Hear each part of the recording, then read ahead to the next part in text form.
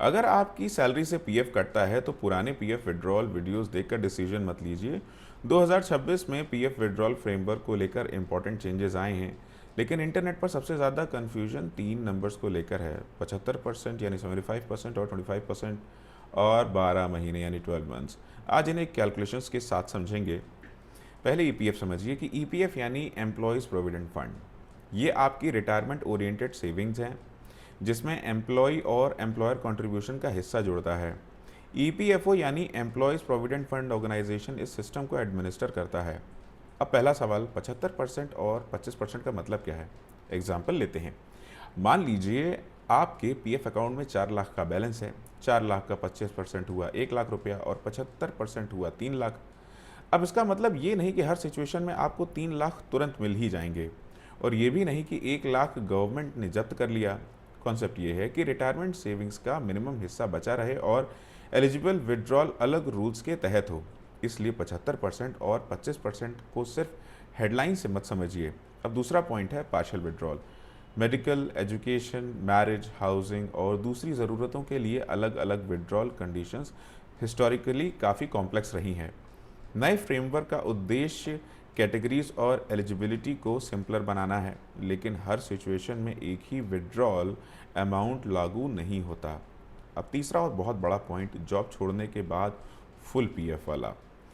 Old videos में आपको अक्सर मिलेगा कि 2 महीने अनएम्प्लॉयमेंट के बाद पूरा पीएफ निकाल लो, लेकिन 2026 फ्रेमवर्क में प्री मैच्योर फाइनल सेटलमेंट की वेटिंग पीरियड को लेकर 12 महीने का रूल इंपॉर्टेंट हो गया है। यानी जॉब छोड़कर तुरंत पूरा रिटायरमेंट कॉर्पस खत्म कर देना पहले जैसा स्ट्रेट फॉरवर्ड नहीं माना जा सकता। अब कंट्रीब्यूशन भी समझ लीजिए। अगर एम्प्लॉय की पीएफ वेजेस 15,000 है और स्टैट्यूटरी कंट्रीब्यूशन 12% है, 15,000 का 12% हुआ 1,800 रुपया, यानी एम्प्लॉय साइड का स्टैट्यूटरी मंथली कंट्रीब्यूशन एग्जाम्पल में 1,800 रुपया बनता है। एम्प्लॉय कंट्रीब्यूशन का एलोकेशन अलग कंपोनेंट्स में जा सकता है, इसलिए दोनों साइड को सिर्फ 1800 प्लस 1800 बोलकर पूरा ईपीएफ ईपीएस ब्रेकअप समझ लेना सही नहीं होगा। अब नॉमिनेशन समझते हैं। पीएफ नॉमिनेशन सिर्फ फॉर्मेलिटी नहीं है। आपकी फैमिली सिचुएशन बदलती है, शादी होती है या नॉमिनी इन्फॉर्मेशन पुरानी है तो फ्यूचर क्लेम के समय अननेसेसरी प्रॉब्लम खड़ी हो सकती है, इसलिए ई नॉमिनेशन और फैमिली डिटेल्स अपडेट रखें। अब क्लेम टाइमलाइन को समझते हैं। क्लेम एलिजिबल है और प्रोसेसिंग अननेसेसरी लंबी हो रही है तो ग्रीवियंस मैकेनिज्म अवेलेबल है। लेकिन यहाँ भी एक चीज़ समझिए कि 20 दिन का मतलब हर क्लेम 20वें दिन ही आएगा, ऐसा नहीं है। कुछ क्लेम्स जल्दी सेटल हो सकते हैं, कुछ में वेरिफिकेशन इशू आ सकता है। मेन पॉइंट अकाउंटेबिलिटी और ट्रैकिंग का है। तो पूरे पीएफ अपडेट को 4 लाइन्स में याद रखिए।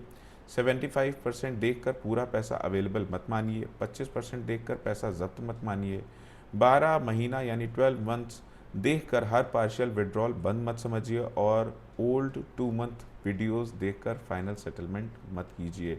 हर क्लेम की कैटेगरी अलग देखिए और पीएफ निकालने से पहले ये कैलकुलेशन ज़रूर करिए। अगर आपके पास 4 लाख रिटायरमेंट कॉर्पस है और आप 3 लाख निकाल देते हैं तो आपके पास सिर्फ 1 लाख बचता है। यानी सवाल सिर्फ इतना नहीं कि कितना निकाल सकते हैं, सवाल ये भी है कि रिटायरमेंट के लिए कितना बचा रहे। मुलाकात होती है आपसे अगले वीडियो में।